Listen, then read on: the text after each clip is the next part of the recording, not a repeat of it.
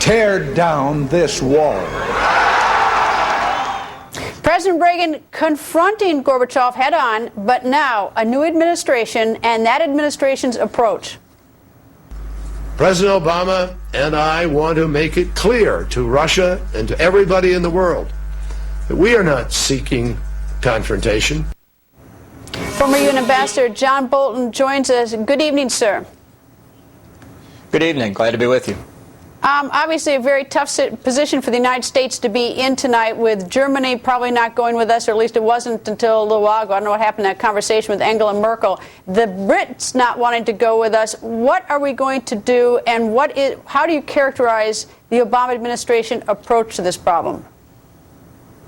Well, I think the options we have at the moment are very few, and the ones that seem attractive, like economic sanctions, are not likely to get the support of the Europeans. I think we're at the end of a 5-year-long failure.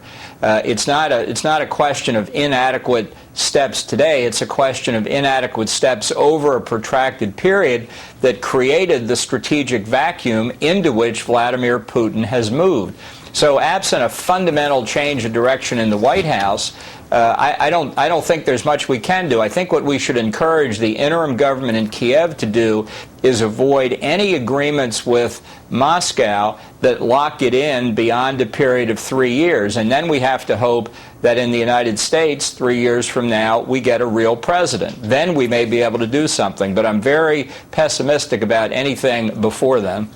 All right, well, I'm not seeking to go to war. I'm not suggesting that we should send military there. But Secretary Kerry says we are not seeking confrontation, which to me sends a message to our opponent here, Putin.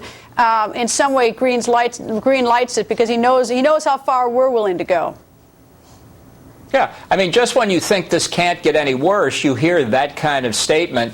Really, I feel it sitting here in London. It's very Chamberlain-esque, and I think Putin read Obama in August of 2008 when Russia attacked Georgia, and then candidate Barack Obama called on both sides to exercise restraint, Russia and Georgia. What a message that sent. And he's sending, through Secretary Kerry, essentially the same message today. And that is a green light for Putin, and he understands it that way.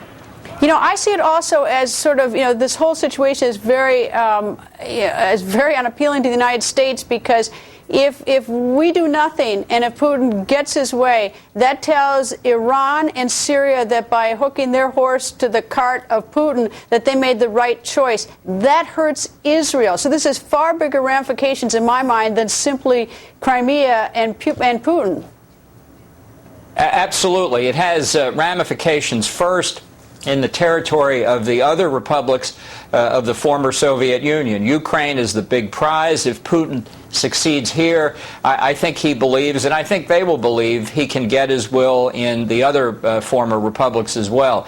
I think in the broader world, in the Middle East, in the countries you've named, in Egypt, where the Obama administration has squandered 30 years of American military assistance, I think Russia will move there. And I think all over the world, friends and adversaries alike will see a declining, weak, inattentive president, and they will make their conclusions, not just with respect to Russia, but with respect to all of their complex political situations in their particular neighborhoods. It's bad news for the United States on a worldwide basis, I'm afraid. Ambassador, thank you, sir. Enjoy London. Now to former New York City Mayor Rudy Giuliani. Mayor Giuliani joins us. Good evening, sir. Good evening. Well, the two